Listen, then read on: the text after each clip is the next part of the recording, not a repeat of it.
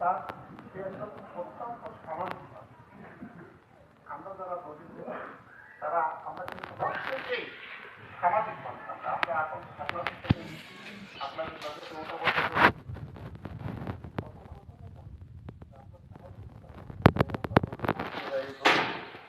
সেকেন্ডারের দ্বারাই আপনাদের কারোর কোনো রকম কোনো ক্ষতি এবং কোনো সমস্যা বা কোনো কিছু হয়ে থাকে তাহলে আপনারা নিজ মনে ক্ষমা করছিলেন।